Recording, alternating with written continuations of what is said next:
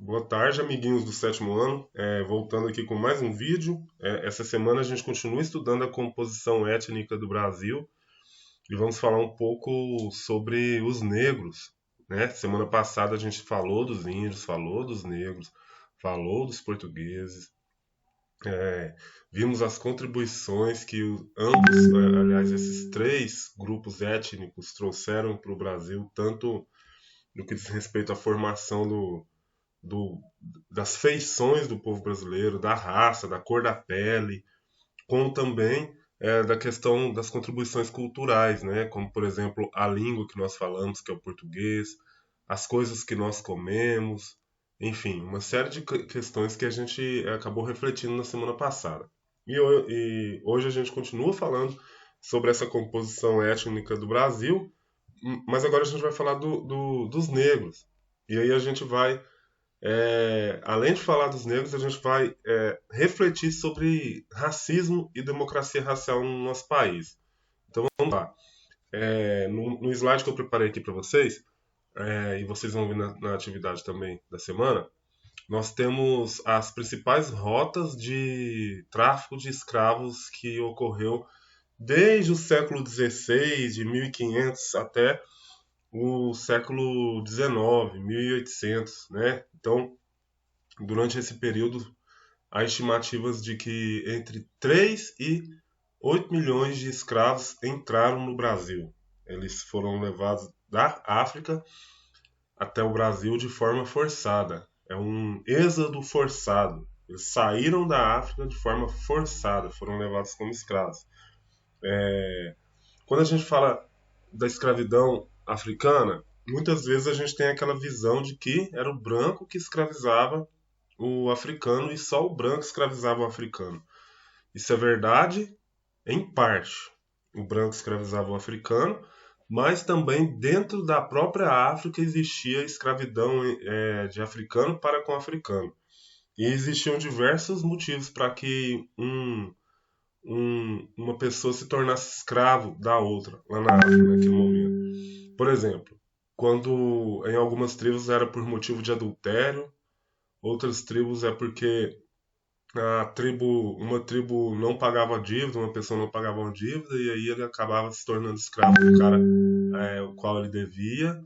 É, e outro motivo também era por conta de guerra. Aquela tribo que foi derrotada poderia se tornar escravo da tribo vencedora.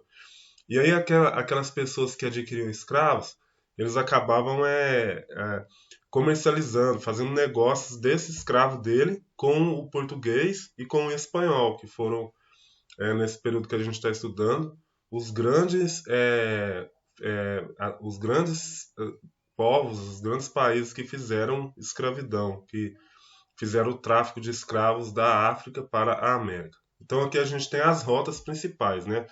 Guiné, Congo, Angola e Moçambique. Na região ali próxima à Guiné, a gente tem São Jorge da Mina, que foi também um dos locais, uma localização das que mais forneceu escravos para o Brasil. Então, aqui a gente tem as rotas, né? Essas setinhas verdes, elas nos mostram para onde esses escravos, de onde esses escravos saíam da África e para onde eles iam na América. E o Brasil foi o país que mais recebeu escravos ao longo desse período todo. As setinhas vermelhas mostram para onde esses escravos iam em direção à Ásia e à Europa.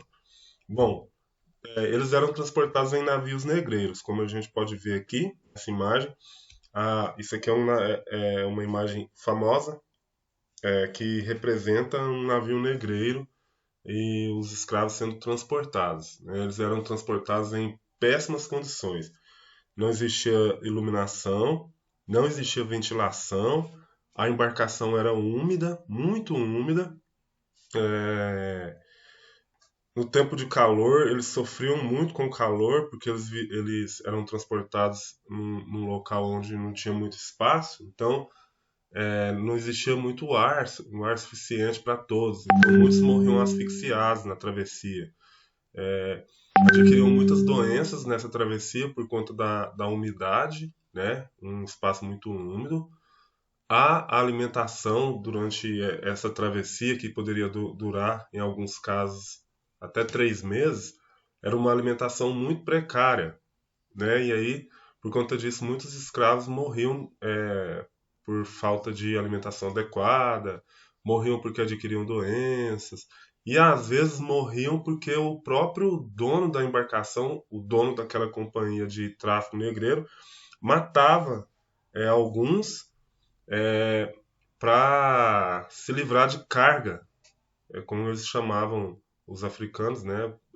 Os negros eram tratados como se fosse carga, como se fosse um instrumento, como se fosse um material, uma ferramenta de trabalho, né? Como uma enxada, por exemplo.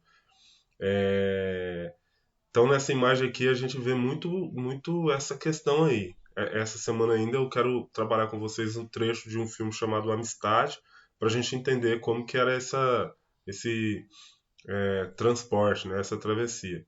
E por causa disso, esses navios negreiros também ficaram conhecidos como navios tumbeiros, porque matava muita gente, muito africano, essa travessia. Então, tumbeiro vem de tumba, e tumba é o local onde as pessoas são enterradas, os mortos. Né? Aqui tem outra imagem mostrando como seria esse navio. Lá em cima a gente tem o convés, né? E tem a cabine do capitão, enfim. Na segunda parte aí a gente tem o local onde ficavam as mulheres, né? Na terceira parte, os homens idosos. Até lá embaixo tinha um local onde ficavam os homens. E ali estavam pessoas doentes, enfim. E os doentes, quando morriam, eram arremessados no oceano. E lá embaixo também a gente tem a despensa. Então aqui a gente tem a um esquema que tenta explicar para a gente como que era difícil essa travessia no navio tumbeiro. Bom, quando eles chegavam no Brasil, na primeira fase, ali já no final do século XVI, partindo para o século XVII, ali em 1600, eles iam trabalhar nas plantações de cana-de-açúcar, que foram escolhidas pelos portugueses porque o açúcar dava muito dinheiro na Europa, tanto é que era conhecido como ouro branco, né? Naquela época, muitas pessoas deixavam como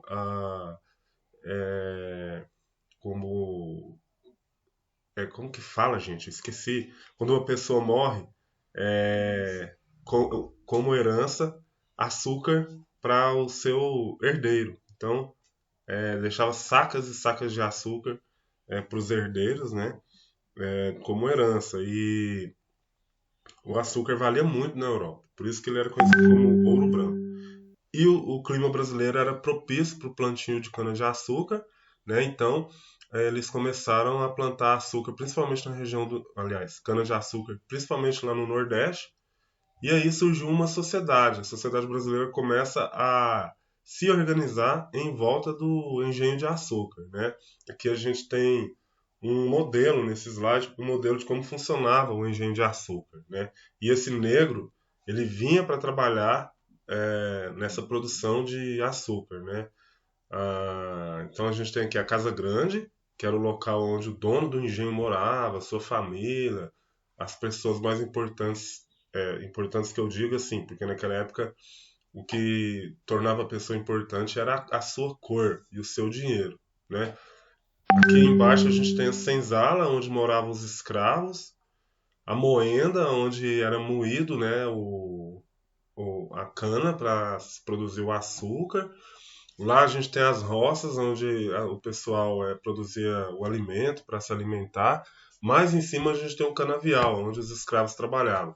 E a vida do escravo era muito difícil, porque ele trabalhava 15 horas por dia e se alimentava de rações bem ruins, né? O dono dele dava pouco alimento para um alimento não muito forte para esse escravo. Ele trabalhava de domingo a domingo, descansava muito pouco e por causa disso, e isso eu estou falando principalmente desse escravo que trabalhava na lavoura de cana ou na moenda, os que faziam mais serviço pesado. Ele acabava vivendo em média 10 anos no Brasil nessa época, né? O escravo chegasse aqui com 20 anos, com 30 ele provavelmente já estaria muito debilitado, com alguma doença por conta de serviço e provavelmente morreria logo, né? Então a vida do negro era muito dura.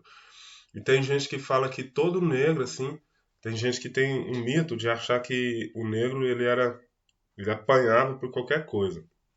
Na verdade, isso não acontecia porque o senhor de engenho ele pagava muito caro por negros para trabalhar. Então, ele não saía batendo a torta direita nos negros, porque senão ele poderia machucar demais esse cara e esse pessoal, e esse pessoal ficaria, não poderia mais trabalhar, e ele perderia o investimento. Então, muitos negros eram os que eram castigados apenas para fazer, servir de exemplo para os outros, para que os outros não cometessem os mesmos erros, né? Mas não se engane, os negros eles resistiram e eles tentaram fugir da escravidão, fugir dessa situação, e a gente vai trabalhar isso no decorrer do nosso conteúdo. Aqui eu tenho uma imagem de um engenho hoje. Isso aqui é um engenho daquela época que resistiu e está aí até hoje, virou um museu. Eu não sei se não me lembro se isso aqui está em Alagoas ou Pernambuco. E do outro lado de cá, a gente tem a senzala, que era o local onde o negro morava. E a senzala por dentro. E aqui, assim como lá no exemplo do navio negreiro, todo mundo, todos os negros dormiam aqui dentro, amontoados, né? Numa situação de total desconforto, né? Sem dignidade nenhuma, beleza? Eles trabalhavam na lavoura, no canavial, como a gente pode ver aqui, e também na moenda, e não só isso, eles trabalhavam na fornalha para transformar essa cana em melaço, na purgação do açúcar, no transporte desse açúcar, enfim, existiam vários trabalhos escravos dentro dessa sociedade açucareira lá do século XVIII. E aqui alguns exemplos de castigos que os negros sofriam, né? Essa moça aqui está com uma mordaça, né? Ela foi castigada, ela não ia ficar alguns dias sem comer, então eles colocaram essa mordaça para ela não comer. Ela está com essa coleira aqui, que ela era atada a uma corrente. Aqui um outro exemplo de escravo, no Pelourinho, né? Ele tá, aliás, outro exemplo de castigo no Pelourinho. O escravo está amarrado ao tronco e está apanhando na frente dos outros, para que os outros se sintam com medo de cometer os mesmos erros. E aqui embaixo está o negro preso no tronco e o outro aqui também amarrado, beleza? A atividade, ela é essa aqui, e essa atividade, ela fala justamente sobre essa questão do que é democracia racial, né? Primeiro ela fala, lá desde o começo, falando das rotas por onde os negros chegaram ao Brasil, que a gente falou no slide. Fala também de como esse negro foi distribuído na sociedade brasileira. E aqui embaixo tem outro texto falando sobre democracia racial. O que é democracia racial? É o estado de plena igualdade entre as pessoas, independente de raça, cor ou etnia. No mundo atual, apesar do fim da escravização e da condenação de práticas e de ideologias racistas, ainda não existe democracia racial, né? O texto ele vem tratar de que no Brasil ainda não existe essa ideia de democracia racial, que não existe igual, apesar da lei dizer isso, não existe igualdade de condições entre uma pessoa de pele mais clara e uma pessoa de pele mais escura. E o pessoal que defende essa ideia justamente fala que isso é fruto desse período de escravidão que a gente começou a estudar agora. Que isso transformou a sociedade brasileira numa sociedade em que existe um racismo estrutural. Ou seja, as populações negras elas não conseguiram ao longo dos mais de 100 anos de liberdade, não conseguiram ainda uma melhor preparação para conquistar melhores vagas de trabalho, posições de liderança, de chefia, enfim. E da mesma forma, a nossa sociedade é uma sociedade em que existem ainda muitas práticas de racismo, como, por exemplo, bullying, brincadeirinhas, piadas sem graças em relação às pessoas de pele negra. tá? Então essa atividade aqui é a que a gente vai trabalhar durante essa semana, tá bom? Então era isso para hoje. Um grande abraço e até a próxima.